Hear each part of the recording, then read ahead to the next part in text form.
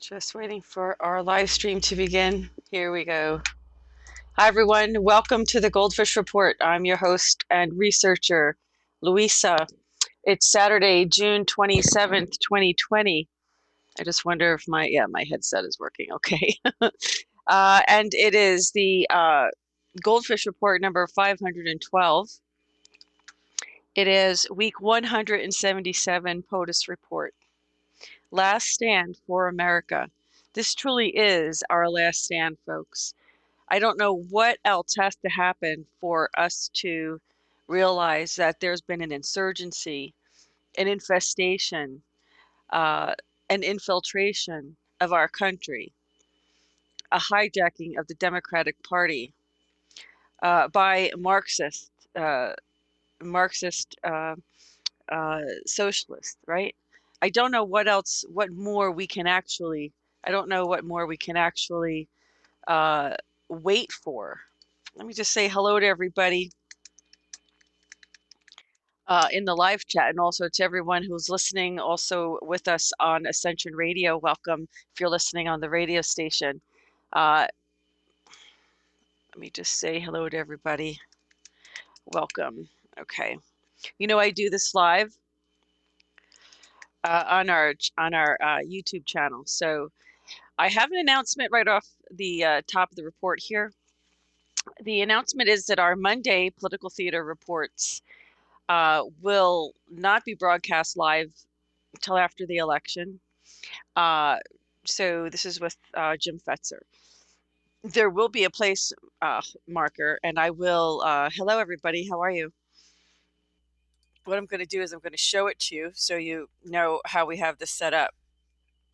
Okay, so here's our channel, our GoldFish Report YouTube channel, right? And you're still going to see here, you're still going to see our political theater thumbnail. And what you do when you click on it is you go down here and you click on the link, and it takes you right to our BitChute page, the report on BitChute.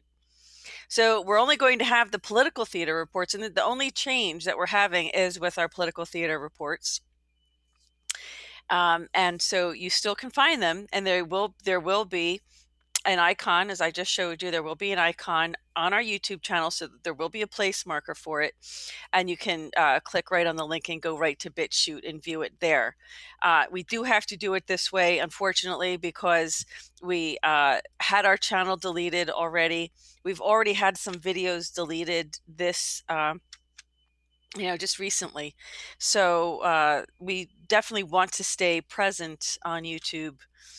And the other announcement, other good news is that we are also on Parler now. So if you want to follow us on Parler, this is our page. It's the GoldFish Report, no spaces. It's at the GoldFish Report, no spaces, with a capital T.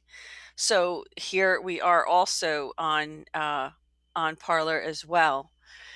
So there's quite a bit going on, as everybody knows. I think it's very clear. I'm sorry for those on Ascension Radio. You can't see what I'm screen sharing, but you can listen along. That's the best we can do. You can also go to these links. I will update the website, so the website has the new Parler link on it. We haven't done that yet.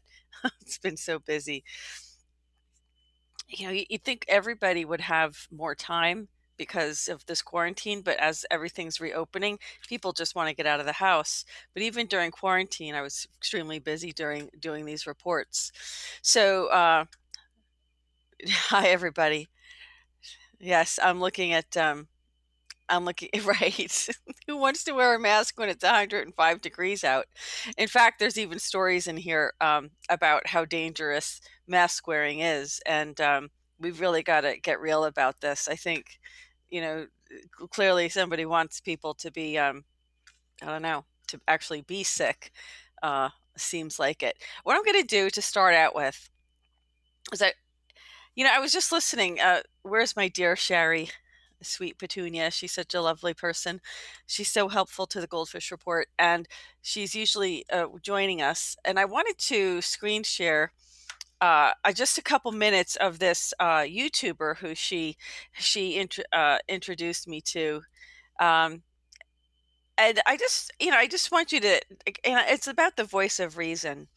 there are voices of reason in the Black community, and you know, you do see them, Diamond and Silk. You have to love them. They are out there trying to ground the Black community and keep people from buying into this social engineering that's going on. Same with Candace Owens. And then here's this guy. I'm going to screen share this. And I know this is a POTUS report, but I just wanted to screen share this for a few minutes. And I just want to warn you, there is foul language in it. Okay, so just for a couple of minutes, because he really, I like him. I like him a lot, this guy, and I'm happy to, hear his voice of reason, and you know, coming from the Black community. So let's take a listen to this guy for just a minute. And again, there's a warning. There's foul language. It's extremely foul. I'm not gonna go to war with nobody. I'm not gonna fuck no shit up, but I'm gonna start my own shit, and I'm letting y'all know that. So I need to start seeing some confidence. I need to start seeing something that's gonna bring me some confidence in being in this country. Okay, I need to start seeing that. If not, I'm letting white America know we going this way.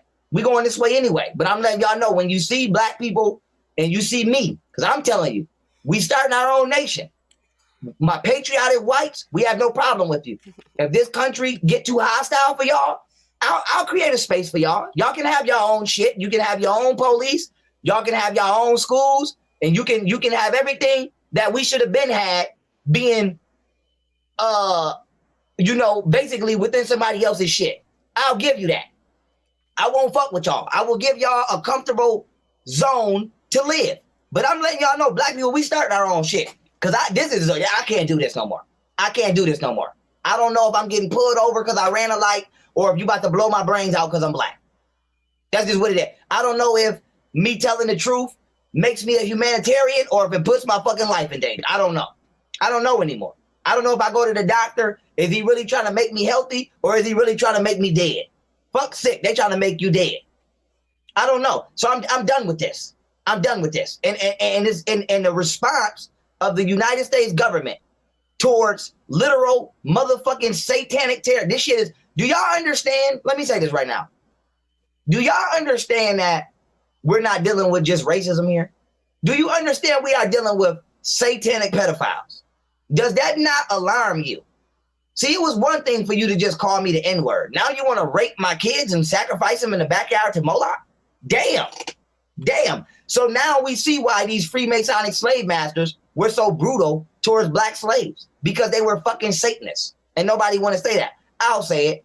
Freemasonic satanic Democrats who are racist and created the KKK as the instrument of their racist, terroristic ways should be militarily executed now.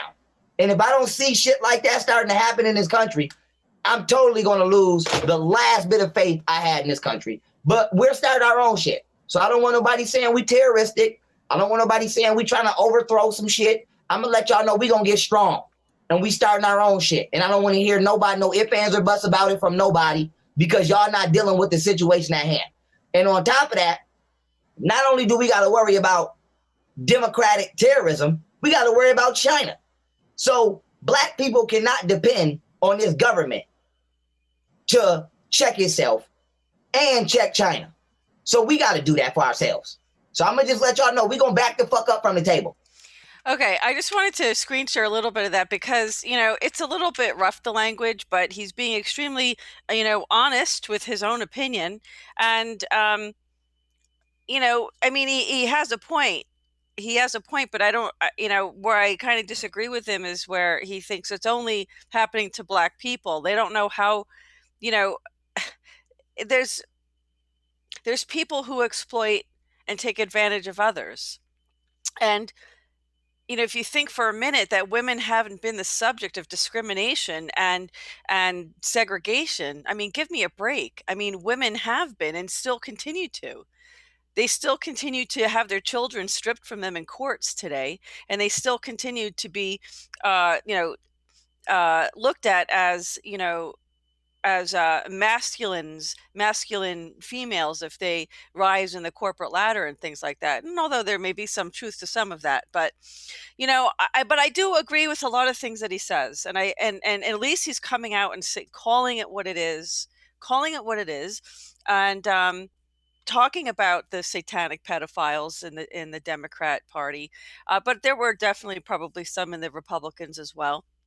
But one thing for sure is we can agree that the Democrat Party, that there's definitely there was a hijacking, and there was essentially everybody knows about Project Paperclip, where after World War II, well, the war really didn't end. It was just a negotiated end, where the Nazis came to the United States, started the Fourth Reich, started their human cloning down in South America, started, the NASA and MK Ultra here in the United States, in addition to the secret space program, which Catherine Austin Fitts has talked about in terms of the missing $22 trillion in the budget. So I don't want to get too far off the beaten path. Idiot mayors, we do. I mean, but he makes a point. He makes a point. We have lost faith in our government, folks. We have lost faith. I don't think we've lost faith in Donald Trump's government. We've lost faith in what he inherited. He inherited a Congress that is indifferent. And well, not even indifferent. They're exploiting the American people. They're only, lining their pockets. I mean, it sounds cliche, but it's exactly what it is. So President is a very hardworking man, and he is trying, I believe, to make the right decisions and make the right choices. Okay. Yeah. If I have anyone in here who's a moderator, please let me know. Okay.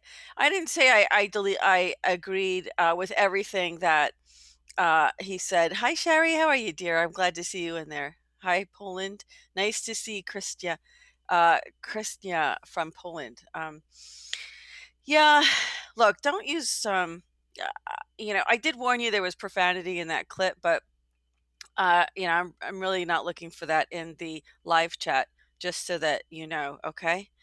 Yeah, we have a lot of problems with our Congress. I think that we've lost faith in not only our Congress but our judiciary. There's a real big problem within America. This is called Last Stand for America because it truly is, folks. As President Kennedy has said, this is a war, though none has been declared. We are at war. A war, as President Trump says, with an invisible enemy, although he didn't declare war on it. But in some cases, he in some ways he has. Yeah. I think young Pharaoh has a voice. I like him. I think that, I'm trying to be very sensitive and realistic to what they go through. There's no question that the people in the Black community, have to wonder and question everybody's intent. But you know what? But they're not the only ones who do. I mean, there's Latinos, there's Native American Indians who are also. I mean, there's just like any vulnerable group, and women are part of that. I have to say, even white women. I mean, look, my kids were kidnapped. Let me show you. If you don't think that what I'm saying is the truth, take a look at this. Okay, if you don't think that women are being as discriminated against and exploited as the Black community, I'm sorry, but I'm going to play this because it's self-serving, right? To say that only your race, or only your race. I believe we're only the human race, but only your background, as African American, are the only ones who are being discriminated against. Let me screen share something for you folks before we get into the president tonight. Listen to this, okay?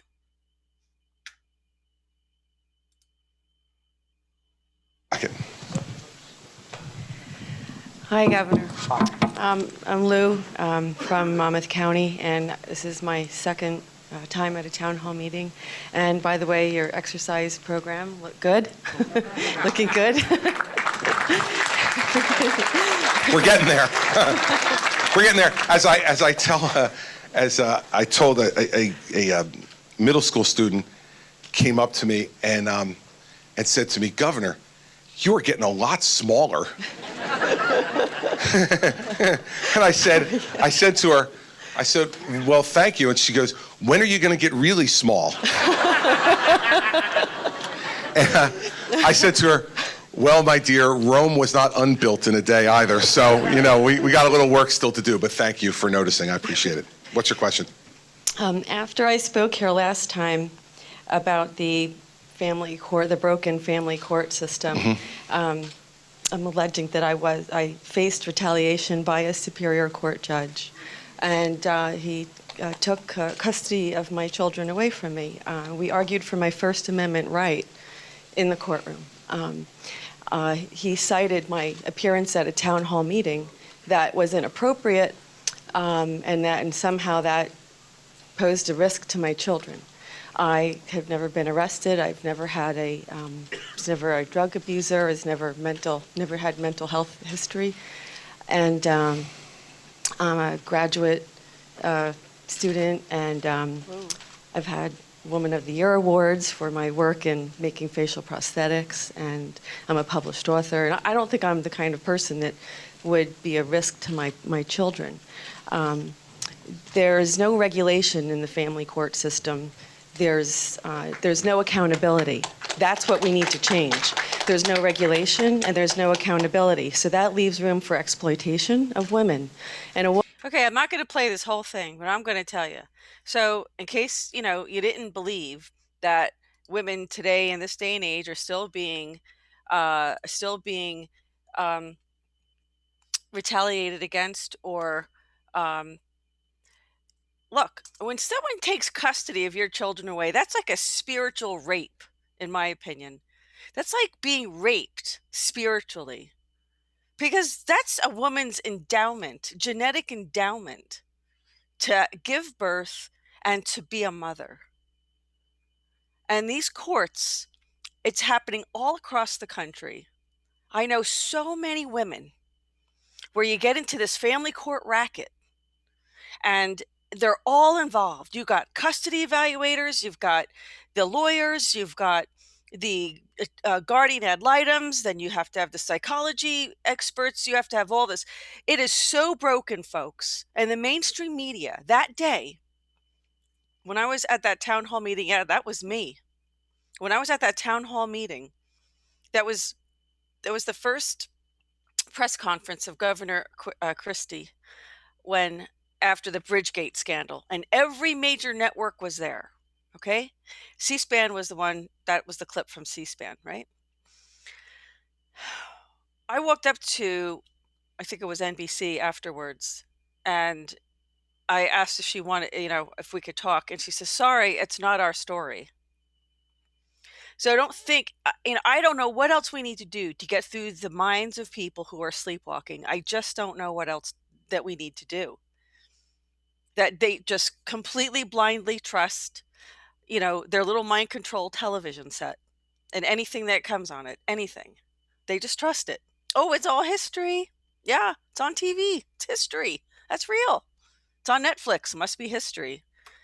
Oh, God, folks, honestly. So they're use this right, exactly, when you get CPS involved. They're all working in collusion. It's a racket. It's a conspiracy to defraud the American people. Of course we have no faith left in the judiciary. Of course we have no faith left in the politicians. We absolutely do. Now, whether this Black Lives Matter thing and the whole Antifa, yeah, we know this whole thing was socially engineered. But by the way, while we're dealing with this issue of injustice and corruption, let's talk about the real issues of injustice and corruption in the United States. Let's get the real issues on the table. If you want to talk about real issues, let's get them on the table. And let's talk about the corruption. Let's talk about how Senator Nancy Schaefer of Georgia was murdered after exposing the orders that were given to CPS for the kind of child in order to kidnap. So, folks, I have said this many times on GoldFish Report. We have lost our country already. Wake the F up. And I'm really serious. I've been in this litigation for 9 years, folks. I'm sick of it over my head. And They bankrupt you. They do this deliberately so that they'll silence you. Yeah? You go to the town hall and then you become targeted, right? That's what happens. The courts then target you. If you're there, anybody who criticizes the court system becomes a target of the court system. I have seen it over and over and over again. And poor mothers and the children and the families are the victims. They destroy your family. They'll destroy you. Look what they did to General Flynn. You think he's the only one this is happening to? This is their MO. This is the MO. They're doing the same thing to President Trump with the Russiagate, the fake collusion, the fake, this one. It doesn't end. It's so corrupt, and everybody turns their cheek and looks the other way. And it's so sad. It's so sad that people, don't care about one another enough. It's so sad. CPS, Child Protection Services is a kidnapping organization, in my opinion. It's a kidnapping organization. Occasionally, they may do some good for some children that may be horrifically abused. They may do some good once in a while, because if it was all bad, well, more people would be onto it, wouldn't they? Right? So they have to throw a few good cases, a few good things here and there. They got to hand out a couple of morsels to a few different folks so that they don't look all that bad. But I was going to get my birth certificate copy, and standing in front of me, there was no one in the room. I happened to go on a day when there was nobody there. And standing in front of me was someone from Child Protective Services who was requesting birth certificates. I could hear her because she was standing in front of me. She was requesting birth certificates for children in her custody for a passport, for passports. Really? What are you getting passports for American citizens for these children who are supposed to be in your temporary custody? Even if you're trying to look for foster parents, you're not going to give them to foster parents in another country without looking for them here, looking for a foster parent here, one where they maybe have a chance to be reintegrated with their birth family. Yeah, folks, you don't know how corrupt this damn country is. Let me tell you. We've lost it. We've already lost it. I just don't know what else to say. So, yes, I absolutely know that there was racial profiling was huge. It started in New Jersey and New York. Yes, it's real. And I'll tell you, and it sucks to feel like you're being pulled over because of the color of your skin.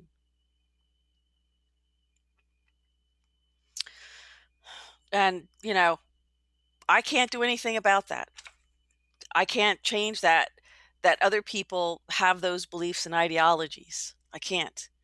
All we can do is have laws against it. But you know what, folks? Nobody can afford it. You don't have rights unless you can afford to defend them. Thousands and thousands and thousands of dollars. How on earth? And you say, they complain, well, the court system is overwhelmed. Well, yes, it's overwhelmed because of all your corruption. If there wasn't so much corruption, people wouldn't be filing lawsuits. It's not all frivolous lawsuits, folks. A lot of people have real serious complaints that they're trying to get adjudicated. So, we've lost this country. This is our last stand, and it's going to take every single one of us to be on the same page and want to stand up and fight for this country, because we have been infiltrated, and it's taken many, many years for this infiltration to be so pervasive that it has been woven into the very fabric of our society in every aspect. So we all know this, right? So I just wanted to kind of put that into perspective, because, what is a mother supposed to do? What is a mother supposed to do? Right? When you have such an evil person, like evil people who are truly trying to destroy your family and destroy, you, because you have a platform and you talk about these things, right? If the viewers here really knew what on earth I go through and I've been through during the course of this GoldFish report, over 500 reports, you guys would not even, it would blow your mind. It really would. And you would be like, how on earth did you make it? And I'm telling you, if it wasn't for how much I love my children, I wouldn't have. There were times I didn't want to. It's been that difficult because it seems so hopeless. It seems so hopeless, folks. It seems like a formidable. It's so overwhelmingly hopeless. It seems there's no way out. The minute you get into that court system, there's no way out unless you are loaded with money. It shouldn't be this way, folks. We shouldn't, you know, these are unalienable or unalienable rights we have. Well, God, did he give us that piggy bank so that we could defend it? There's something so wrong with this country, and we need to fix it, and it needs to be fixed now. And President Trump is doing what he can to drain the swamp. And by the way, his rally last week was wonderful, right? We all watched it last Saturday. And I'll repeat what I said about it then. I'll repeat it now.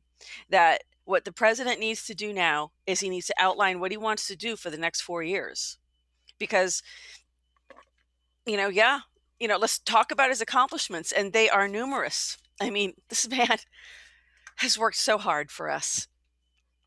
And I have been there every week reporting about it, 177 reports. He is a tireless, public servant, not taking a salary. And I can't stand another person criticizing Ivanka or criticizing any of his kids for being there as advisors or, I just don't want to hear it. Just bitter people.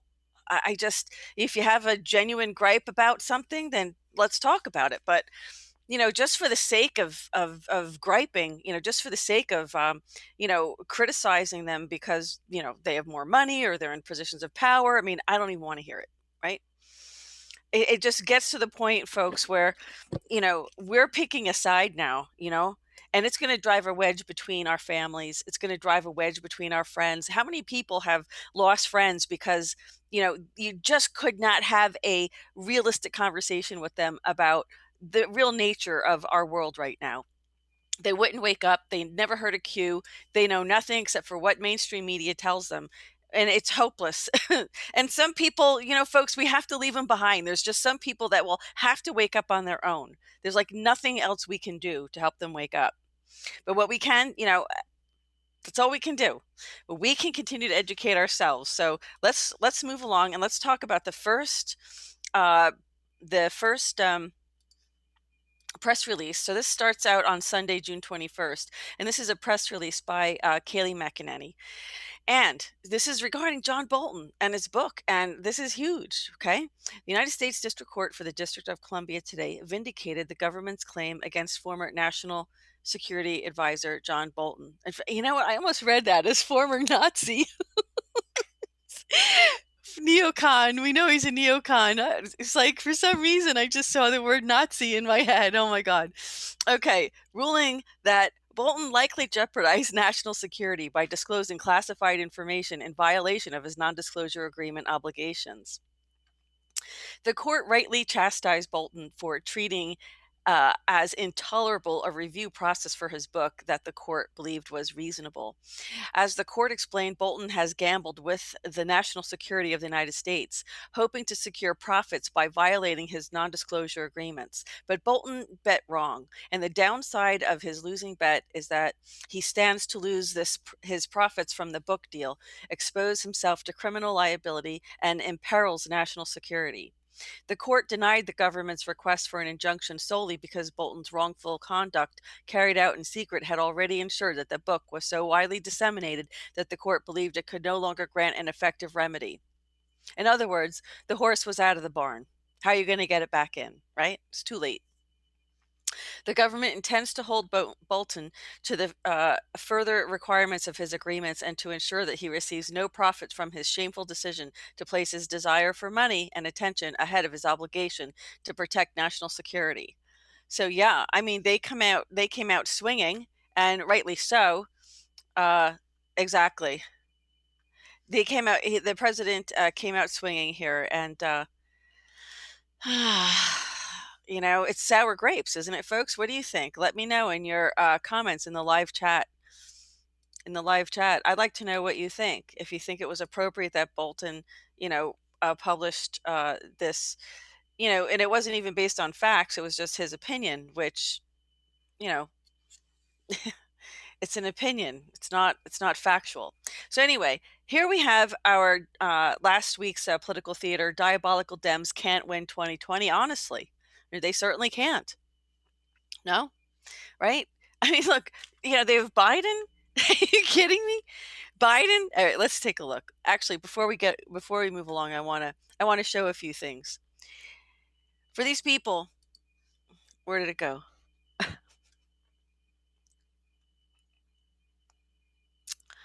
It's kind of funny.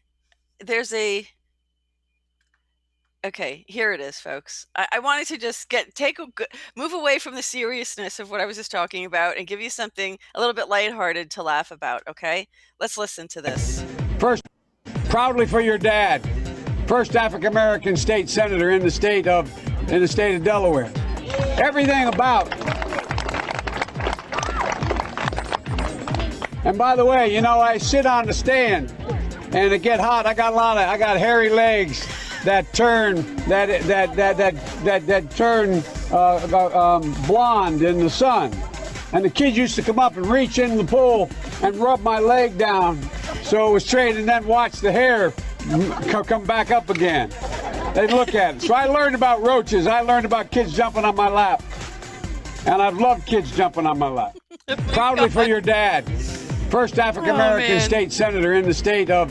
You can't get any better than that. I hope that kind of broke the ice a little bit for everybody, and gave us a little break from the heavy energy that we were just in. So. Also, I'm going to screen share this. This is the president's 75th anniversary, the presidential message on the 75th anniversary of the Battle of Okinawa last week. It was on June 22nd. So on this day, 75 years ago, one of the most intense conflicts of World War II, the Battle of Okinawa, concluded in a historic victory for the United States. Today, we pause to remember the more than 12,000 American heroes who perished in that monumental struggle and paid tribute to thousands of service members who were instrumental in the forces of freedom emerging triumphant. Yeah, except that they didn't mention that okay.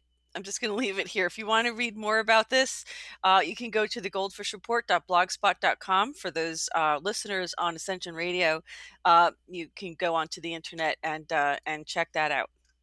Okay. Again, I'm not going to screen share the. Transcripts because they're very long and I don't even want to scroll through them. So let's just keep going with more news. Tuesday, June 23rd, we have the president speaks in Phoenix. The president delivered an address to young Americans at the Dream City Church in Phoenix. So here was a little clip of that. Let's take a look at that. Actually, I'm not going to play that clip because it was very long. Let me just see. Hold on a second. Is this? No, this is coronavirus. It's the wrong clip. Actually, I think it's the wrong clip. So let's go to the border wall. 200 miles of a new border wall. President Trump is in Arizona today, where he just visited the border to celebrate more than 200 miles of new border wall completed. We're on pace to complete 450 miles by the end of the year and 500 miles almost immediately thereafter, the president said at a roundtable in Yuma. Illegal immigration is down 84% from this timeline last year. Illegal crossings from Central America are down 97%, he added. Nearly 450,000 pounds of drugs have been seized this year alone. That's really remarkable, actually. As of today, U.S. Customs and Border Protection has built approximately 216 miles of new wall system. 6 miles have gone up in just the past week.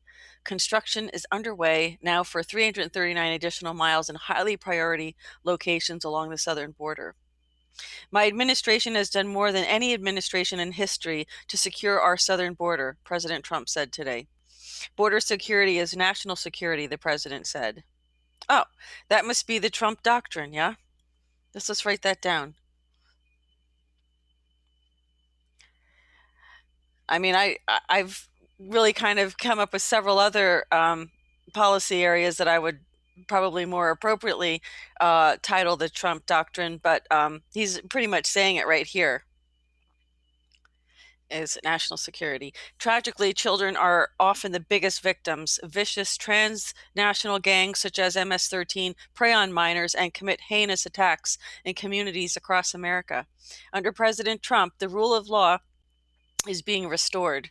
Legal immigration is being protected, and American neighborhoods are being kept safe from drugs and violence. Stop crime at the border, not in our communities. So here you have it. President Trump takes action to protect U.S. workers. That's another one that we're going to get to. Here is the photo of the day. The president visiting a completed section of the border wall. And you know, construction is Donald Trump's thing, isn't it? He's a developer. So this guy knows, what he's doing in terms of, developing and building big, gigantic things, right? He builds big, gigantic things, big, hotels, big towers, big skyscrapers, big hotels. So he's, this is really probably, this is a very appropriate project for him, in fact, to be involved. Now, there are issues that have just recently come up. I think it was which court? The Supreme Court? No, it was one of the, couldn't be Supreme Court. I think it was one of the federal courts that said that the president didn't have the authority to use military funds to build the wall, but we'll take a look at that. I know the president did, things appropriately. Let's take a look at this one here. Press secretary says mayors need to protect their cities. The rampant violence across American cities this past weekend claimed the lives of children as young as 3. It ended the life of a young father. It left more than 100 people shot in Chicago alone. When local leaders excuse or ignore violence, the consequences are fatal. When corporate media downplays the carnage to fit its narrative, the victim count grows. As Kayleigh McEnany has said in her press releases, violence on our streets is absolutely inexcusable. We expect mayors to step up and do their job, and governors to step up and do their job. In the mold of President Trump, who secured D.C. after a night of lawlessness 2 weeks ago, Press Secretary Kayleigh McEnany said during a briefing this afternoon. President Trump took additional actions last week to promote safe policing and safe communities. His executive order reserves certain grant money only for law enforcement agencies that meet the highest standards of conduct, including in the use of force. The president also supports Senator Tim Scott's Republican from South Carolina, legislation to increase police transparency, incentivize the use of body cameras, and withhold federal money from police departments that continue to permit the use of chokeholds by officers. Americans want sensible, bipartisan justice reform modeled after President Trump's First Step Act, which fixed unjust sentencing rules that disproportionately hurt the African American community. Americans do not want politicians who bow down to the far left movement to defund the police and excuse the deadly violence on our streets.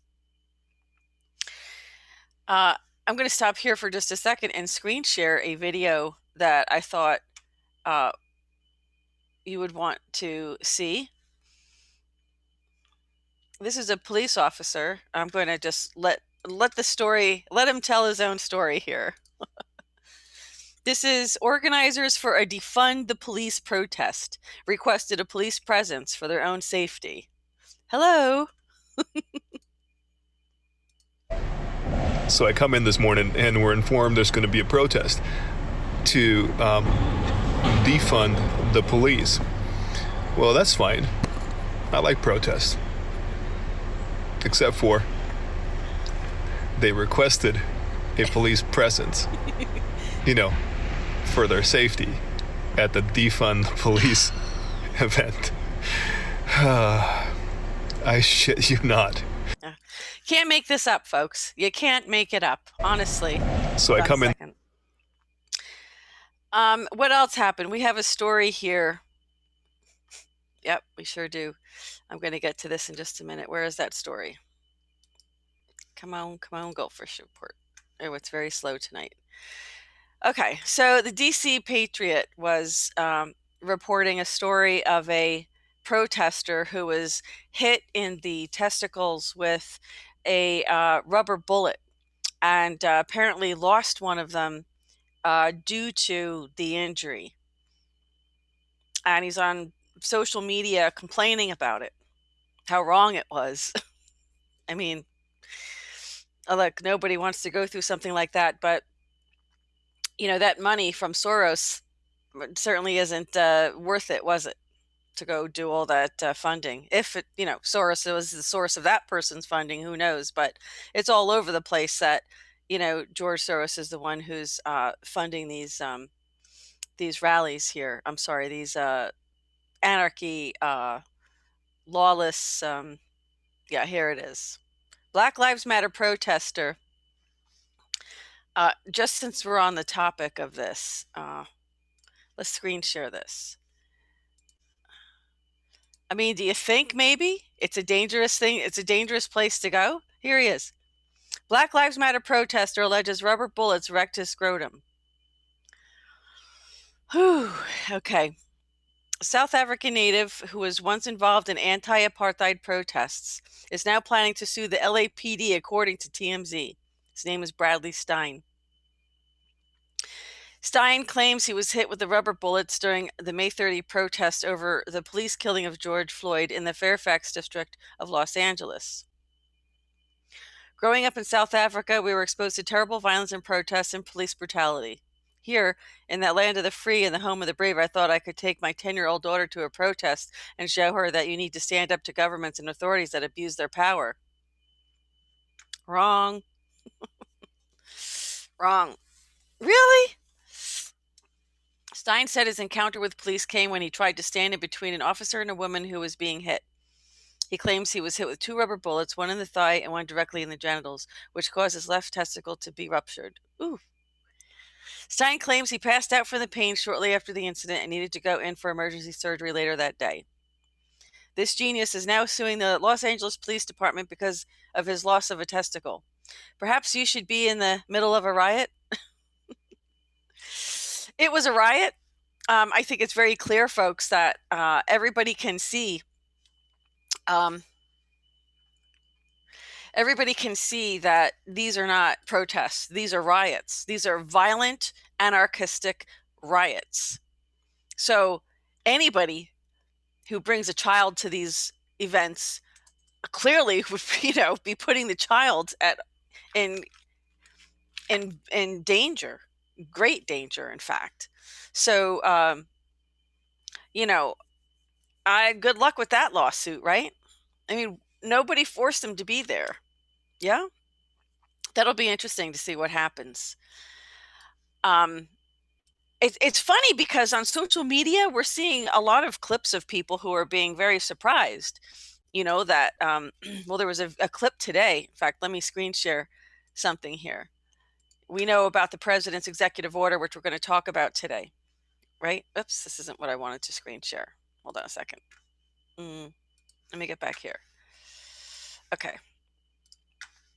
I think a few people might be rethinking their decision about going to these events. Here we have the president of the United States tweeting somebody's pictures. These are people, the president's very dead serious about holding people accountable for vandalizing federal property. Whether you agree with it or not, it's still vandalism of federal property, right? There's another way to deal with this. It's to peacefully rally. But here you have it. So United States Park Police, Criminal Investigations Major Crimes Unit attempt to identify these individuals. Now take a look.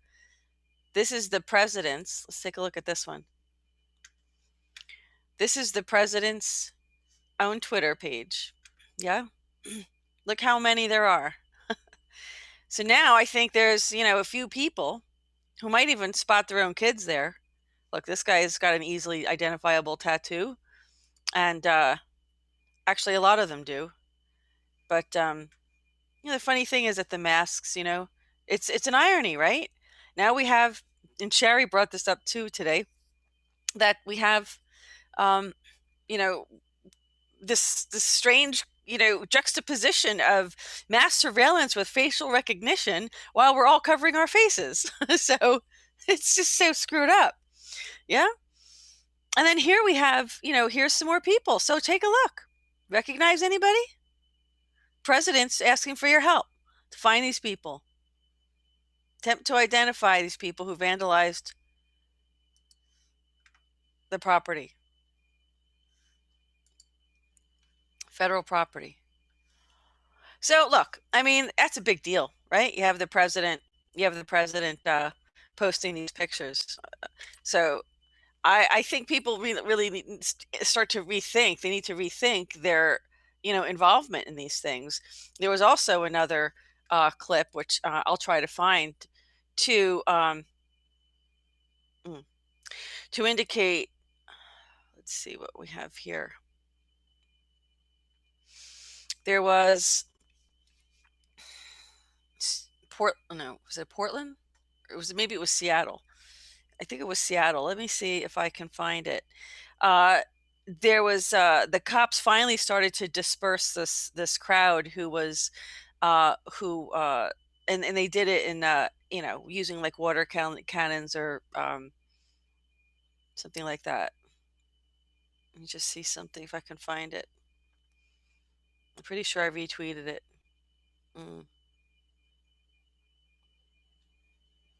That was very early this morning too, I'll tell you. Then you have some people in the UN truck being caught having sex in the truck. Ah, folks, this is such a crazy, let me tell you. It's so crazy, this world we're living in. All right, I can't find it particularly. Yeah, it really goes back on my Twitter feed, but there's lots of interesting stuff here. Like this. Take a look at this. Talk about voter fraud. This is exactly why the president, U.S. postal worker was just caught on video throwing a stack of my campaign mailers in a dumpster. This is Sheriff Troy Nels. This is his Twitter page. Some patriots nearby heard a noise when she tossed them in and went to investigate. They found a stack of them and called me. No wonder people are skeptical of mail-in voting. Let's take a look.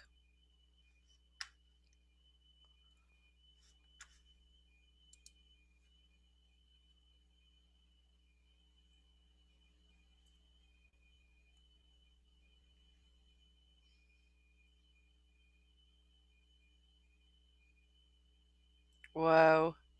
Huh.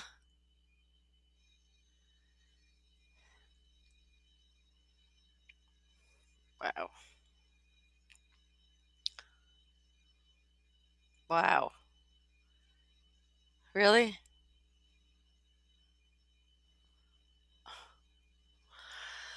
Look at that, folks. Do you see that? Postal worker just dumped some stuff in the mailbox, and of course people went to check it out and found out what it was. Let's see if that's on the video too. Yeah, they were standing there. I think they're going to go check out what it was that the people threw out. Let's see what happens. What that the postal worker threw out. Huh. Look at that. They're going in there.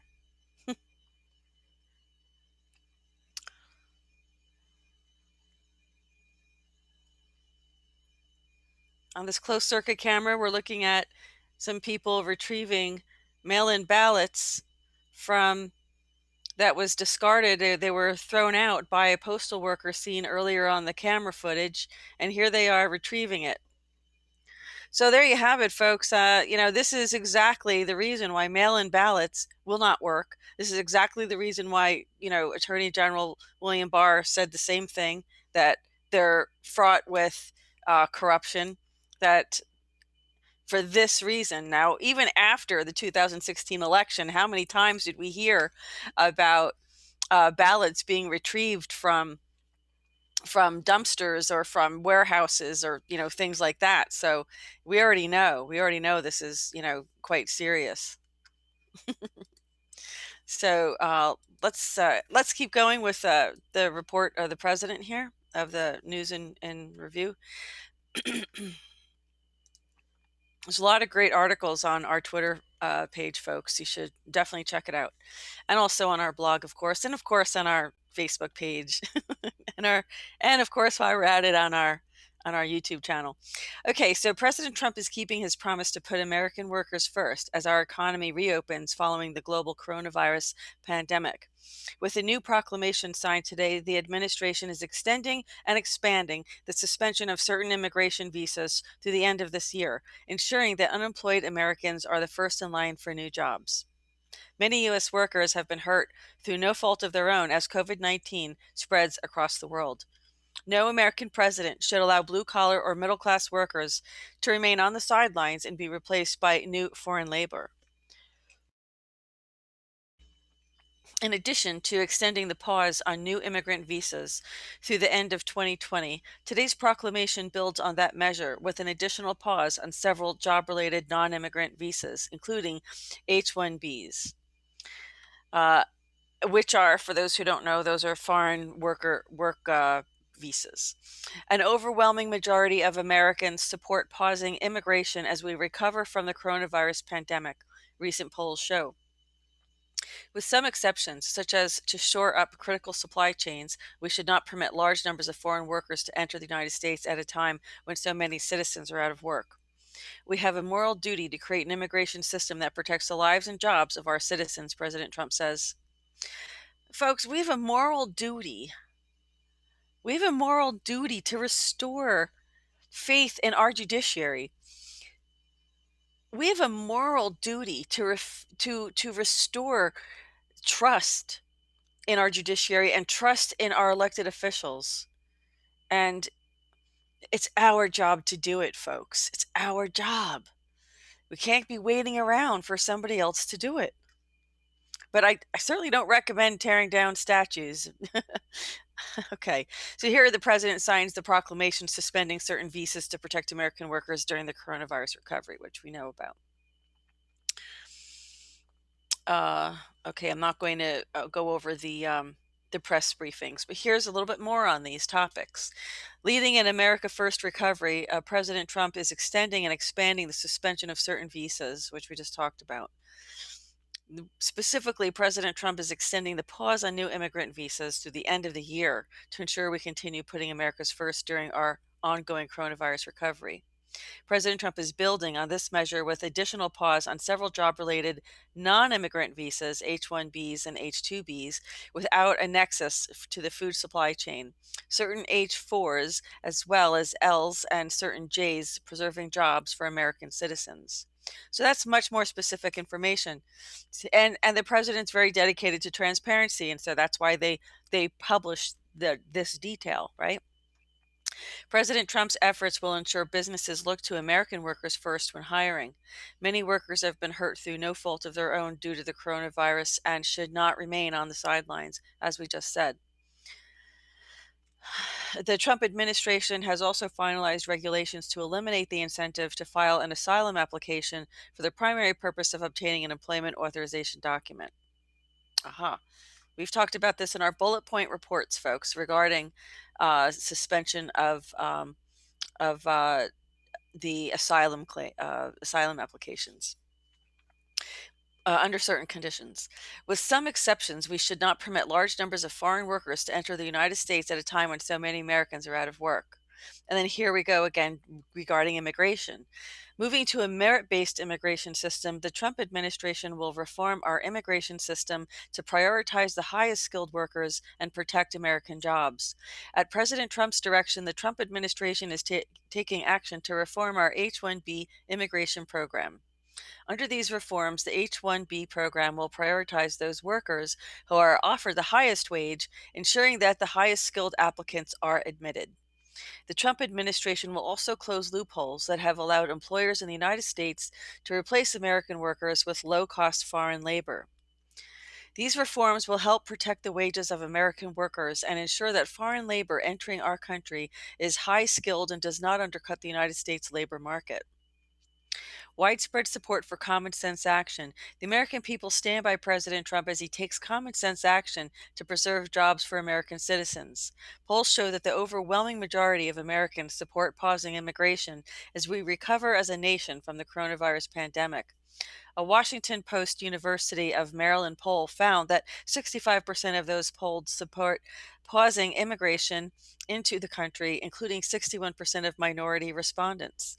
A Pew Research Center poll found that 81% of Americans see mass immigration as a threat as we confront the challenges posed by the coronavirus.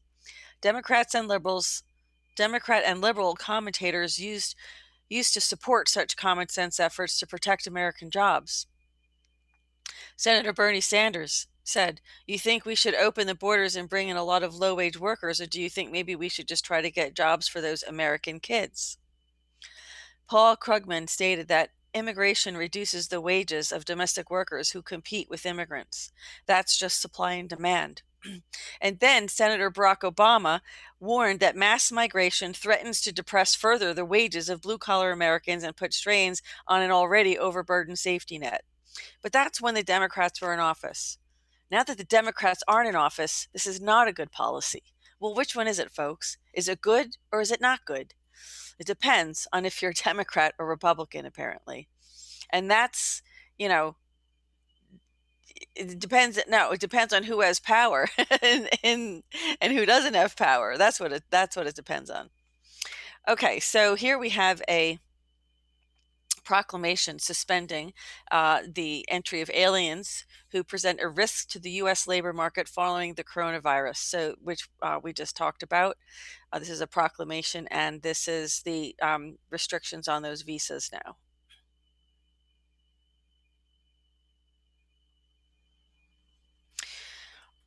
What else do we have?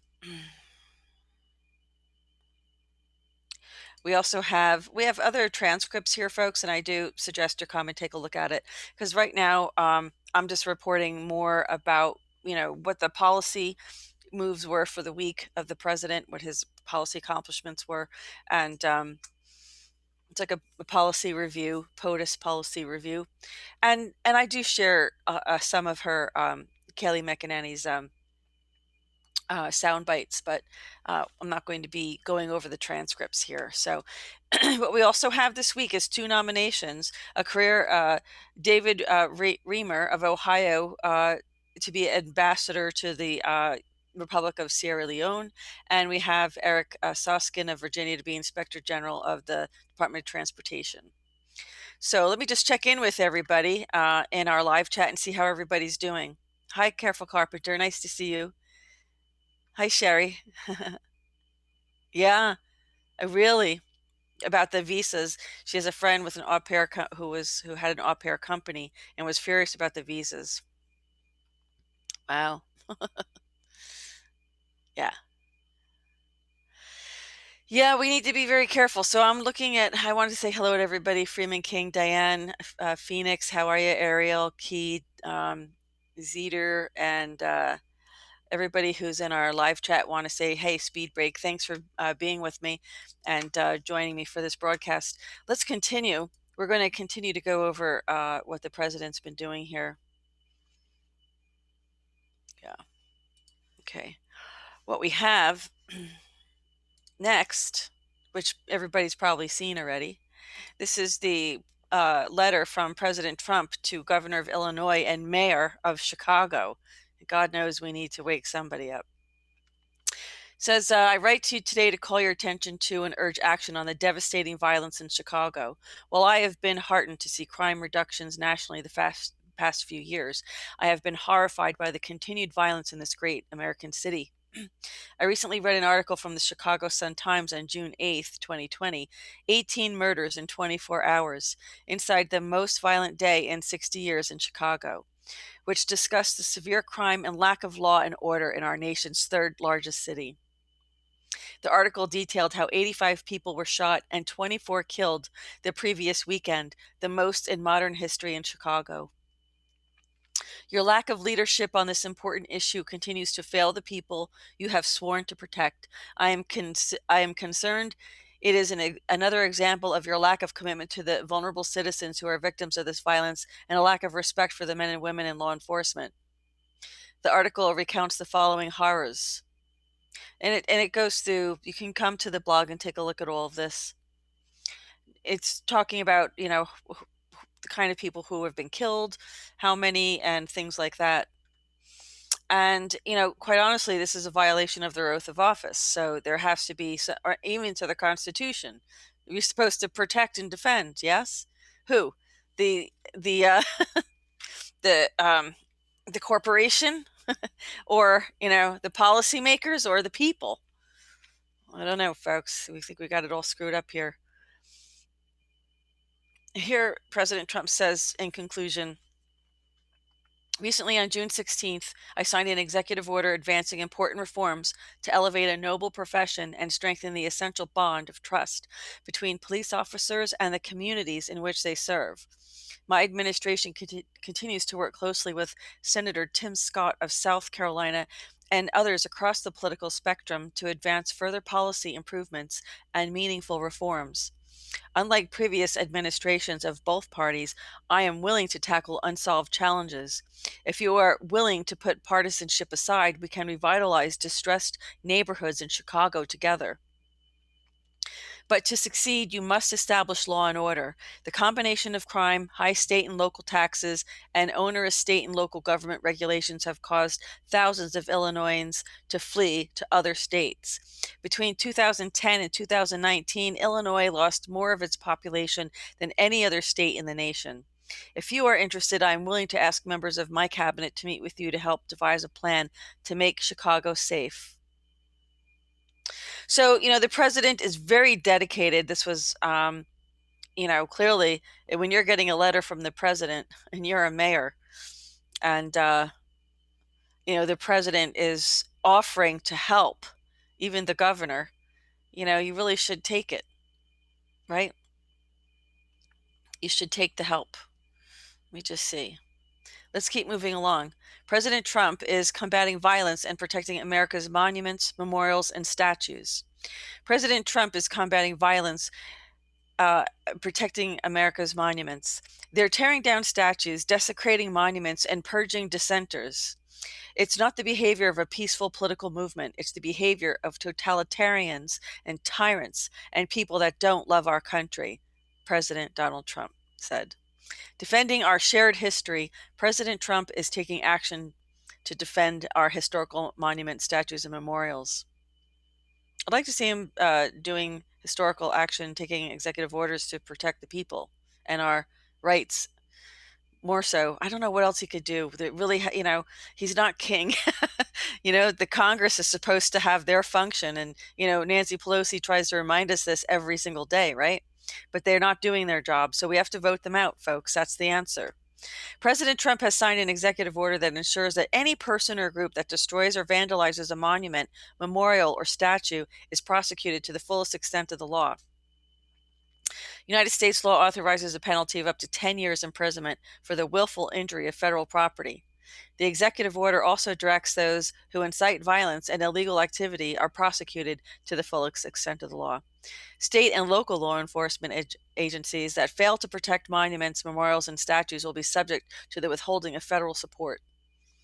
The Attorney General will likely take all appropriate actions against individuals and organizations found to have participated in unlawful acts related to rioting and the destruction of federal property. The federal government will ensure personnel are available across the nation to assist with the protection of federal monuments, memorials, and statues and property. And this is the real issue here, combating violent extremism. The president is fulfilling his duty to defend the life, property, and rights of the American people. There you go. That's what we want to hear. President Trump will not tolerate the rampant violence and destruction that has occurred over the last 5 weeks. Left-wing extremists are rioting, looting, and calling for the destruction of the United States system of government. Yeah, this is it, folks. So it's not, it's not GoldFish Report's opinion. You have the president saying this, as well. Through mob intimidation, these violent extremists are attempting to impose their ideology on the law-abiding citizens of this country. Some state and local governments are failing their citizens by not distinguishing between peaceful protest and violent chaos. You know, folks, they've always said that World War III will be a war of ideology. And here we are. We have it. I think it's time that we declare that we're at war. We don't need to wait for the government to make a declaration of war against ideology, because the governments usually make a declaration of war against other countries. But this is against an ideology. This is the enemy within, folks. This is very serious. Standing up to senseless destruction. In recent weeks, we have seen rioters, as we have already said. So I'm not going to repeat this, right? We've got some executive orders, continuation of national emergency orders. Let's see what else we have here. Is this what we... Okay. Press secretary. Statement from the press secretary. Here's another statement by the press secretary. The first duty of government is to ensure domestic tranquility and defend the life, property, and rights of its citizens. Over the last 5 weeks, there has been a sustained assault on the life and property of civilians, law enforcement officers, government property, and revered American monuments, such as the Lincoln Memorial. Today, President Donald Trump took decisive action to put an end to this lawlessness and protect American streets from vandalism and mob violence. Rioters, arsonists, and left-wing extremists have sought to advance an ideology that paints the United States of America as fundamentally unjust and have sought to impose that ideology on Americans through violence and mob intimidation. You know, I can't really argue too much with that point. I mean, it is kind of unjust when you are when you have a court that colludes with other state agencies to, you know, kidnap children. I disagree with the points that they're taught. What Black Lives Matter and Antifa are stating are the problems. I think they're just a Trojan horse, and I think many people feel that they're a Trojan horse. But we do have serious problems of corruption in this country. And we do have serious problems of abuse of power. The problem actually is the government because it's unchecked. There's no oversight and accountability. We still don't have arrests of, we have the Attorney General, right? We have the Inspector General report who stated crimes against children from the Clinton Foundation. Well, we don't have any arrests on that. We don't have any Senate hearings. We have nothing, right? Almost 4 years, we have nothing. Is it coming? Is it forthcoming? I really hope so. No Russian collusion, you know, and all of this. There's no prosecution, right? The fake dossier, the taxpayer money, the money for all of the investigations, right? We don't see it. We don't see the prosecutions. We don't see the perp walks. Oh, someone got fired. Big deal. It's not that it's not okay. I mean, it's good that they're fired. They should be fired. That is the first step. But we need to see arrests. We need to see at the end of the day, folks, if we don't have a judiciary that has a backbone for the Constitution, then we have no country. Because at the end of the day, that's where we adjudicate whether we really have rights or not, whether that Constitution really protects us or not. And when you walk in there and a judge who's you know, got a vendetta against a litigant just decides to abuse his power and take custody away and destroy the lives of those children and destroy that family, financially ruin that mother. Well, I can't disagree that we really have big problems here. We have to admit it. When are we going to admit the problems with CPS and the child trafficking? The president has put out 4 executive orders regarding human and trafficking and child trafficking, right? But we have to see the agencies who are doing it, and they are agencies. We're not talking about private people necessarily but there are private individuals doing this. But there's government agencies in collusion kidnapping our children.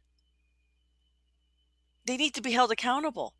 There is an era. There is an a um, a problem of corruption in the United States. There certainly is, and accountability for sure.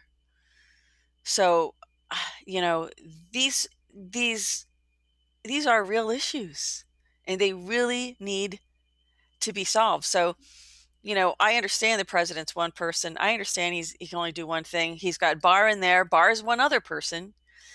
Barr needs to get in there and do his job. Yeah. We're waiting on Durham. We're waiting on we're all getting gray here. We're getting gray hair waiting on these guys. Come on. Oh my goodness. It's just taking forever, right?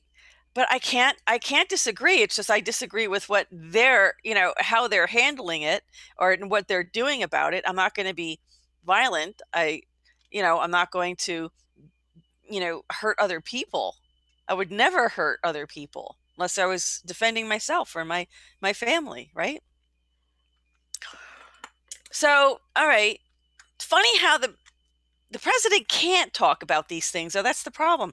Kayleigh McEnany can't talk about the problems with CPS because it's so huge. Because the people who are benefiting from it are the politicians themselves, right? Adrenochrome, child trafficking, pedophilia. God, this country is in big trouble, folks. We're in big trouble. I'm not going to sugarcoat this. This is not fear porn. It's the truth. Rioters, arsonists, and left-wing extremists have sought to advance an ideology, which we just talked about. They have led riots in the street, burned police vehicles, killed and assaulted government officers and business owners defending their property, and even seized an area within one city where law and order has given way to complete anarchy. These criminal acts are frequently planned and supported by agitators who have traveled across state lines to promote their own violent agenda. The largest targets in the violent extremist campaign against our country are public monuments, memorials, and statues. We already talked about this. Okay, so where else are we going from here? Statement from the press secretary. Okay, here's the executive order. I don't think I'm actually screen sharing. Sorry about that. I'll go back. Here's the executive order on protecting American monuments, memorials, and statues and combating recent criminal violence. This is the executive order here. You can come and take a look at it. We also have a transcript here, which I'm not going to screen share, but this is the transcript regarding at the American Workforce Policy Advisory Board meeting. So you can come to the goldfishreport.blogspot.com and take a look at that. What else do we have? We have an executive order on modernizing and reforming the assessment and hiring of federal job candidates. This is new today. This was out yesterday, folks. So their focus is on hiring people, not just that have, not just focusing solely on college degrees, but on skills. Hello, you'd think that would be the first thing they'd look at is whether people have skills. There's a lot of kids with college degrees that, really can't figure out how to plan things. I mean, they can't even figure out, honestly, they're kind of, and there was a tweet about that today too. The colleges are just producing kind of, a lot of ignorance. I could just say it that way. Okay. The foundation of our professional merit-based civil service is the principle that employment and advancement rest on the ability of an individual to fulfill their responsibilities in service to the American public. Accordingly, federal government employment opportunities should be filled based on merit. Policies or practices that undermine public confidence in the hiring process undermine confidence in both the civil service and the government. America's private employers have modernized their recruitment practices to better identify and secure talent through skills and competency-based hiring. As their modern workforce evolves, the federal government requires a more efficient approach to hiring. Employers adopting skills and competency-based hiring recognize that an over-reliance on college degrees excludes capable candidates and undermines labor market efficiencies. Degree-based hiring is especially likely to exclude qualified candidates for jobs related to emerging technologies and those with weak connections between educational attainment and the skills or competencies required to perform them. Excuse me. Moreover, unnecessary obstacles to opportunity disproportionately burden low-income Americans and decrease economic mobility. So you can go here and read more about this if you like. So let's go take a look at some stories the president doesn't want you to miss. I'm not going to repeat all of them, but this is just kind of like a review, right? So the president wants federal hiring to focus on skills over degrees. We've just talked about that. Trump is right about police. We ask officers to take on too many duties. President Trump's executive order on policing has been pilloried by defend the police crowd who want substantial police reforms. But Trump's approach represents the best hope yet for improving policing. By narrowing the role of policing, both police critics and supporters can achieve their aims. Boston Korean War vets family thank President Trump in search for their remains. Army's first Lieutenant Thomas Redgate is finally coming home to Massachusetts decades after being killed in action during Korean War.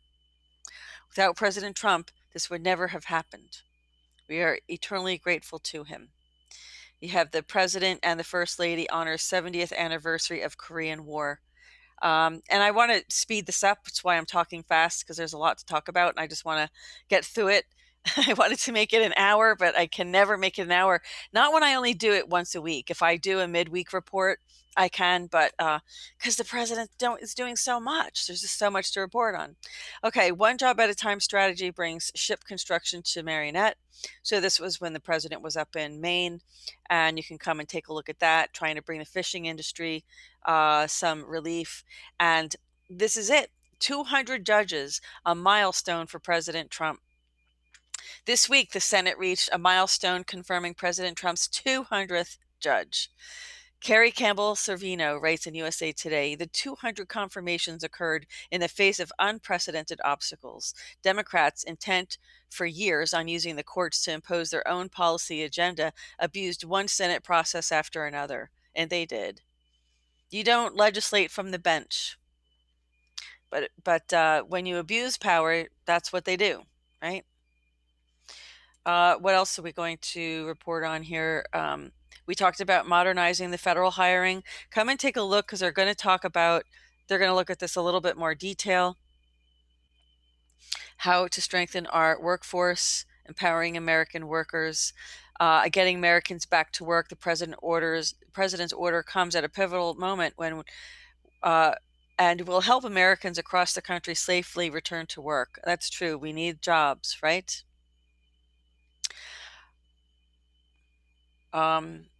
Here's the president announces his intent to nominate and appoint individuals to key posts. We have William Perry Pendley of Wyoming to be director of Bureau of Land Management, BLM, the infamous. Alan Dickerson of the District of Columbia to be member of the Federal Election Commission. Bill Halsom of Tennessee to be the member of the chairman of the Woodrow Wilson International Center for Scholars in the Smithsonian Institution, and John Frey of Connecticut to be member of the Advisory Council on Historic Preservation. So that's good. We have President of Poland who was here as well. President had a town hall on Fox News today. I might just screen share a couple of those clips. 3 more nominations sent to the Senate. John Howard III of the D.C. to be Associate Judge of the District of Columbia Court of Appeals. Interesting. He's going to replace Sullivan, right? Sullivan's... oh boy, that guy's in trouble. We have Devin Pareke of New York to be member of the Board of Directors of United States International Development Finance Corporation. And we have Vijay Shankar of the District of Columbia to be an associate judge of the D.C. Court of Appeals. So I guess replacing Sullivan. I'm sure This is the problem. So how do you get rid of judges that obviously Sullivan obviously was not following the law? He was obviously should have recused himself. He obviously was abusing his position, his authority.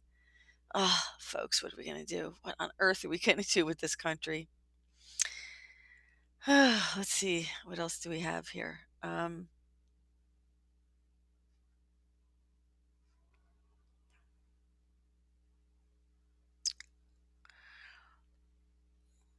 Yeah. Okay, so this was from Friday, from yesterday. The president becomes first American president to visit the city of Marinette, Wisconsin. I'm sorry, not Maine, Wisconsin. I thought he was in Maine as well. I think that's another visit. We will see years of growth as a direct result, Marinette Mayor Steve Ganisso says. Under President Trump, America is rebuilding our military, reviving our manufacturing sector, and reshoring our critical supply chains. Small communities across the American heartland have come roaring back to life as a result. This Buy American, Hire American philosophy is helping our economy recover quickly and strongly from the coronavirus, too. Okay. Yeah. Last month, economists predicted that America would lose 2.5 million jobs. Instead, our country added 7.5 million of them, the largest single month gain in U.S. history, which is really great because we really need to get back to work. Vice President Pence, protecting faith, school choice, and jobs. You're going to have to come here and take a look at this because we are, running out of time. But here you have the photo of the day. This is when the president participated in a town hall interview with Sean Hannity on Fox News at Green Bay Austin Struble International Airport. Let's see.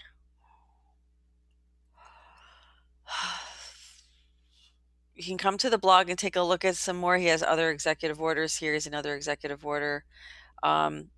This is important. This is really important. This is an order on strengthening the child welfare system for America's children. So here, the president is doing what he can do.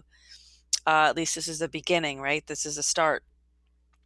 Every child deserves a family. Our states and communities have both a legal obligation and the privilege to care for our nation's most vulnerable children. The best foster care system is one that is not needed in the first place. My administration has been focused on prevention strategies that keep children safe while strengthening families so that children do not enter foster care unnecessarily. Last year, and for only the second time since 2011, the number of children in foster care system declined, and for the third year in a row, the number of children entering foster care has declined. But challenges remain. Too many young people who are in our foster care system wait years before finding the permanency of family. More than 400,000 children are currently in foster care. What? Oh, that's so sad. Of those, more than 124,000 children are waiting for adoption, with nearly 6 out of 10, 58.4%, having already become legally eligible for adoption. Wow, folks. Wow. We need to help. We need to help out. Okay, more than 50% of the children waiting for adoption have been in foster care without the security and constancy of a permanent family for 2 years or more. The need for stability and timely permanency is particularly acute for children 9 years or older, children in sibling groups, and those with intellectual or physical disabilities. Oh.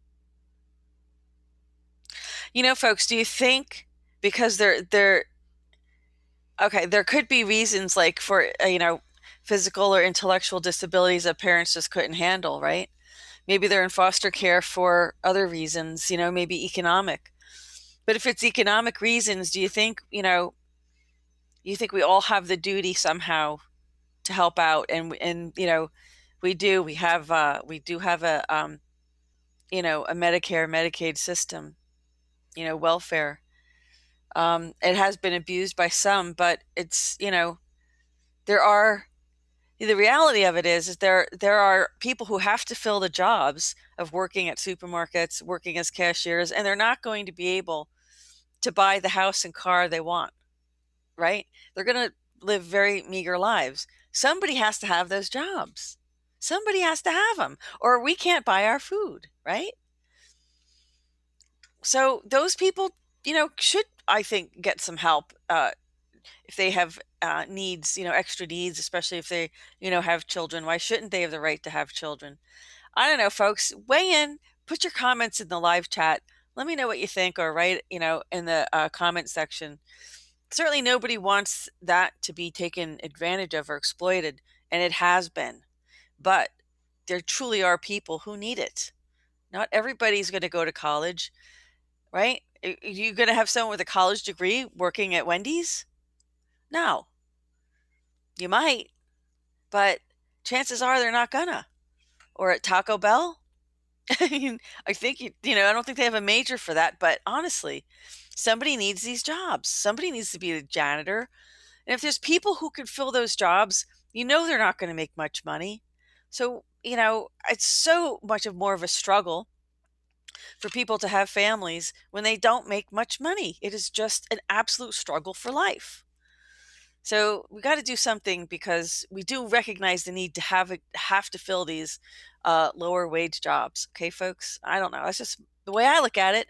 I'm not saying that you should agree with me. I'm just saying I'm curious what you think. All right, so let's get through that. So this is really great. So what is the president going to do? He's encouraging robust partnerships between state agencies and public, private, faith-based, and community organizations. All right. Publishing data to aid in the recruitment of community support. Within 1 year of the date of this order and each year thereafter, the Secretary shall submit to the President, through the Assistant to the President for Domestic Policy, a report that provides information about typical patterns of entry, recent available counts of children in foster care, and counts of children waiting for adoption. Collecting needed data to preserve sibling connections. That's important. So this is good. So within 3 years of the date of this order, to support the goal of keeping siblings together, expanding the number of homes for children and youth. Within 2 years of the date of this order, the Secretary shall develop a more rigorous and systemic approach. Okay. You can come here and read this. Demographic information for children in foster care. Exactly. That's a lot. That's a huge number of children in foster care. I'm just a little bit surprised that it's that big. Maybe I'm just disappointed, but I wonder what the reasons are. Also, they're going to be improving access to adequate resources for caregivers and youth. You need to do that if you're taking these kids in. They need extra support. They really do. Expanding educational options, increasing the availability of trauma-informed training, definitely. Supporting guardianship, enhancing support for kinship care and youth exiting foster care, that as well. Ensuring equality of treatment and access for all families. Improving process to prevent unnecessary removal and secure permanency for children. There we go. Within 2 years of the date of this order, the Secretary shall require that both the Title 4E reviews conduct pursuant to 45 CFR, whatever the code, and the Child Family Services reviews conduct pursuant to whatever code, specifically and adequately assess the following requirements: reasonable efforts to prevent removal, filing a petition for termination of parental rights within established statutory timelines, and court processing of such petition. Reasonable efforts to finalize permanency plans, completion of relevant required family search and notifications.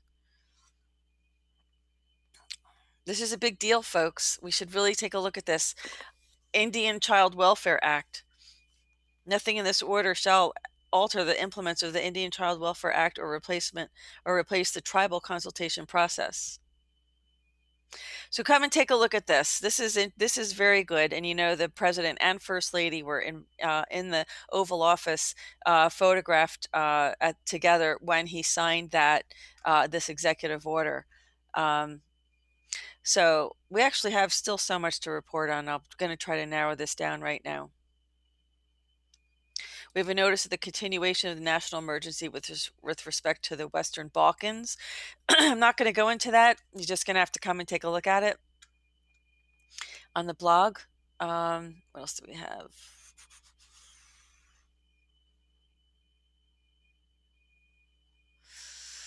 Yeah, so here's First Lady And Melania supports the signing of the executive order on strengthening the child welfare system for America's children. This is obviously very important to me personally. And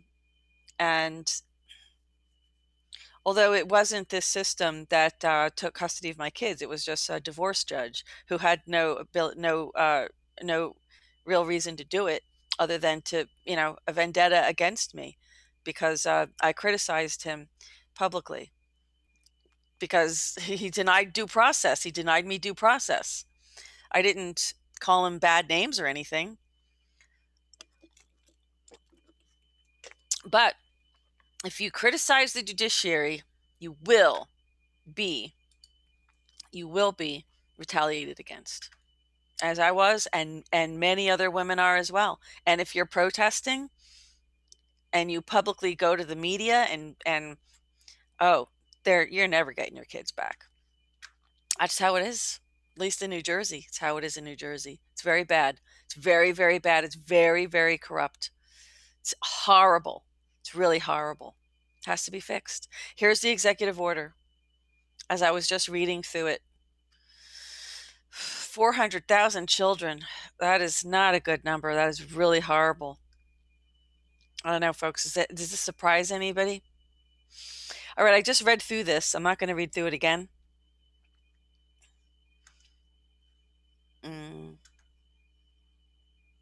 This is interesting. This isn't something we see every day. Presidential determination pursuant to Section 303 of the Defense Production Act of 1950 as amended. So this was, I guess, an amendment.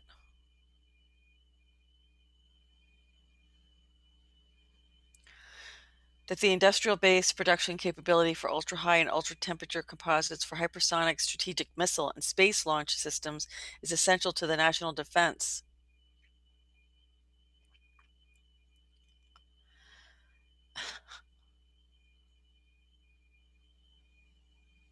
You are authorized to publish this memorandum in the Federal Register. So, I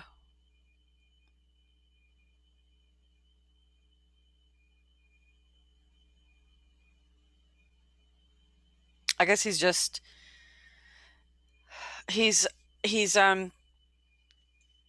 giving permission for the under the Defense Production Act to for their industrial base production capability for these missiles and for space launch systems. So this is interesting. Maybe we'll be more about it in the Federal Register if you want to take a look at it. And then finally, folks, we have the photos of the week. Before I get to that, I want to also mention that there was a White House presidential message on post-traumatic stress disorder, PTSD Awareness Day. You might want to come and take a look at that. Also today, the press secretary's office published a presidential message on the National HIV Testing Day. Let's go right to, you can go to the goldfishreport.blogspot.com and you can check out the those presidential messages there. This is just the president speaking to reporters on the South Lawn before going to Tulsa, Oklahoma for that wonderful rally. There's the president getting ready to go. And yeah, they had a lot of problems, didn't they, when they got there. So here's the vice president, and they're walking in the rain there, quite a bit of rain. And there's in Oklahoma. And here we have on Monday, they participated in teleconferences with governors on the coronavirus task force. You have the president signing the proclamation on suspension of entry of immigrants and non-immigrants, and more White House. The president stopped to talk to the reporters there. Yes, Jack Posobiec was assaulted by these protesters out, and I'm not going to review all of them, folks, because it's too much, and I want to I want to wrap this up. Yeah. Yeah. He was, hi, Wanda. Nice to see you too. I appreciate you joining me. Yeah, he was, I saw the video. I mean, look, anybody who walks into these riots, you know, what are you expecting on one hand, right? But he's also a veteran. I don't know what he was expecting, to be honest, but he was assaulted, and he, did get some help, was escorted away. But I think at this point, it's more dangerous to be a reporter in Lafayette Park in Washington, D.C. than it was to be embedded within an army regiment in Iraq, for goodness sakes. Just, this is the new normal, right, folks? It's the new normal.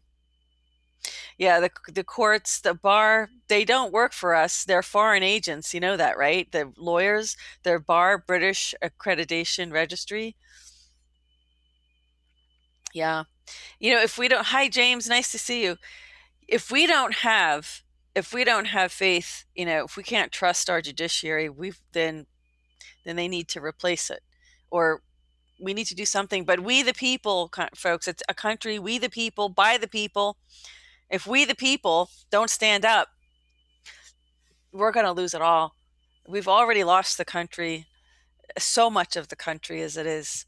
Let's hold on to what remains. A lot of people are taking this pledge on Twitter, and but before I go, I just wanted to play a clip of the interview with Hannity for you all, in case you did miss it. There's just a few topics regarding here. The president's talking about not allowing these violent mobs to take over cities. We could stop the violence, right? We could stop it quickly, and at some point in the not too distant future, I'm going to do it. And if they don't do something with Seattle, we're going to do that. We're going to go in there. There you go. We're going to go in there, the president said. We're waiting. We have arrested a lot of people for what they've done. They've created bedlam. They've destroyed very important things. I mean, you're also talking about statues of George Washington, Abraham Lincoln.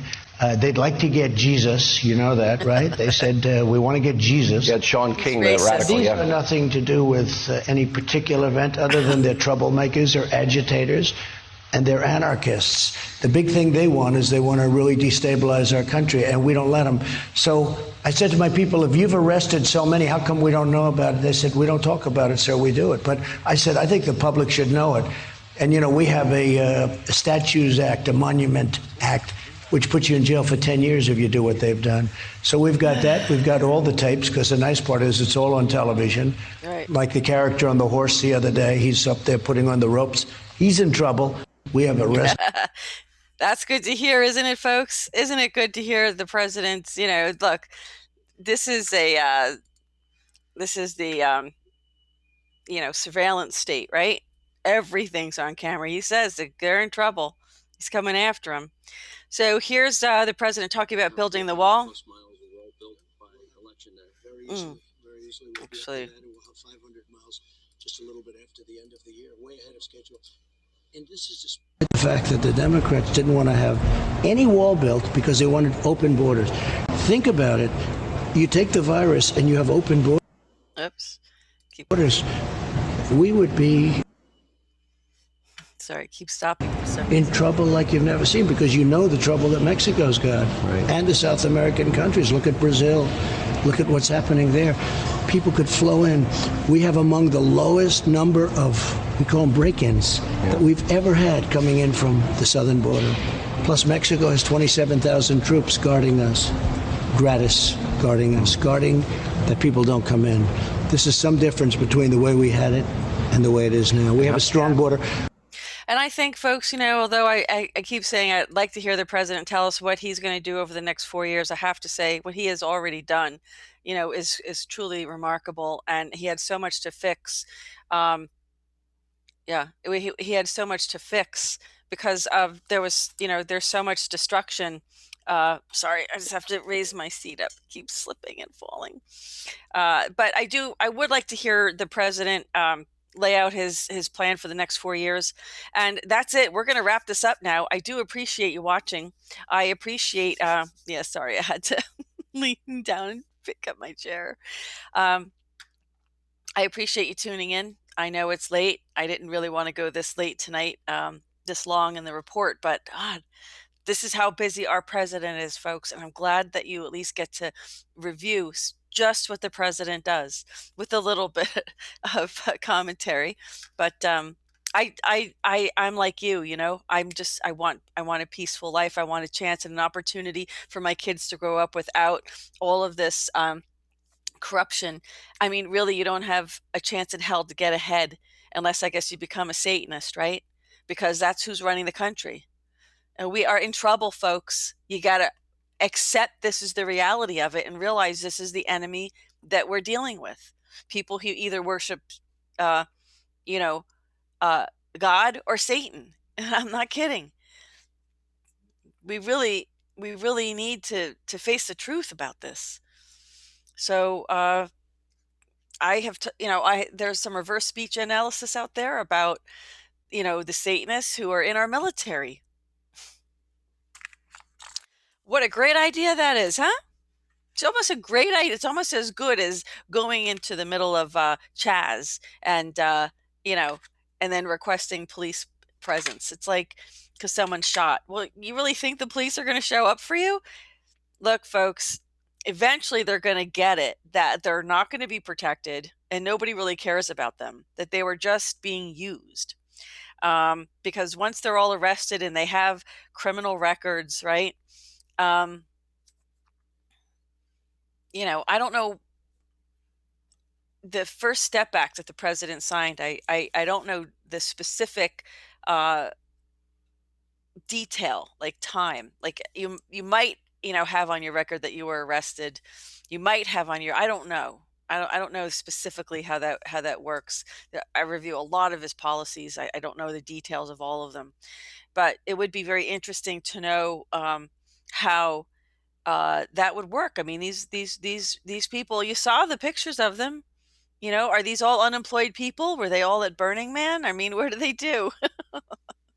I'm sorry. I mean, no offense to Burning Man, but I mean, I don't know. I don't know where they came from. I don't know how there's like hundreds of mobs of these people. I don't know where they came from, right? So everybody, you have a really great night. Have a great rest of your weekend. Remember, we're going to be back on Monday with our political theater with the Fets, and it will only be available on BitChute until after the election. We have to take these measures, and also there will be a link though and an icon there on YouTube for you, you know, for your convenience, so you can click that link and go directly to that report. Also, we have our new we've been doing this for a while. I just didn't make it formal, but I'm formally, including our Food for the Soul series with Dr. Scott Werner, because these are really remarkable. And it's really some of my favorite reports to do when anything that has to do with the quality of life and something that we can technically, you know, something that's not politics. Because politics, it's like nothing gets solved, right? Things don't get solved. The president's trying, and he's up against a formidable enemy here, a more formidable foe. I'm sure the president's well aware of, you know, the problems within the court system. Quite frankly, folks, we have to be assured, we have to be able to have faith in that judiciary, that you're not going to have these rogue judges that are going to have vendettas against moms because they complained about what they're doing, about the fact that they're violating our rights, they're violating our civil liberties, and they're violating our constitutional rights, and they don't care. I'll tell you, it's an abuse of power, folks, and it destroys people's lives, and it needs to stop. So I hope everybody just pray. I don't know what you're going to do. Pray, try to do whatever you can. Just realize it's a very serious time in our history right now. This is really the last stand for America. And we're going to need everybody to fight for America. As long as we realize what the enemy is, the ideology is the enemy. And those people who harbor the ideology would then be the entities that want to destroy the country. So then they would be then defined as the enemy within. So let's all come together, everybody. We've got to come together. And this pledge is interesting because there's people all over the world who are standing with the United States. And I'm going to show, just before I go, what some of these pledges look like.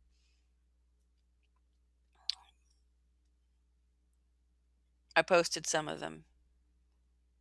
Here we go. Yeah, this is the reverse speech. Hillary Clinton in the reverse speech came back that she's a Boeing cyber unit. You can't make this up, folks. Here we go. Satanism in our military. That's Michael Aquino, Lieutenant Colonel Michael Aquino. I mean, come on, folks. This is disgusting. Okay. Here, oh yeah. Here it is. I, a Swede, do take the pledge, too, to support my fellow Americans in their fight for freedom, justice, and liberty. Their fight is my fight, as it is the last stand on earth for humanity. So let's listen to what General Flynn says here. If we lose freedom here, there is no Gosh, that was loud. Ooh. Place to escape to. This is the last stand on earth. If we lose freedom here, there is no place to escape to. This is the last stand on earth. Yeah, that's it. This is the last stand, folks. That's from General Flynn. So we all need to play a role in this. We all need to say, what can we do for our country? And we need to ask that question now, because this is it. There isn't going to be a country here for our children that we want to live in. I can guarantee you that. So thank you everyone for joining me. Thanks for watching. Thanks for being part of the live chat, and also to all the viewers on Ascension Radio, or I'm sorry, all the listeners on Ascension Radio. Thanks for joining us. And thanks for listening. And we will be back on Monday with a political theater on BitChute, and we will be back on Thursday with another Food for the Soul with Dr. Scott Werner. How we can healing our emotional wounds, healing those childhood wounds, the things that damaged us in childhood, the things that continue to haunt us and prevent us from living our life today. So tune in for that on Thursday. And everybody have a great weekend. Thanks, Sherry. Good to see you all. Thanks for being here. This concludes this edition of the GoldFish Report.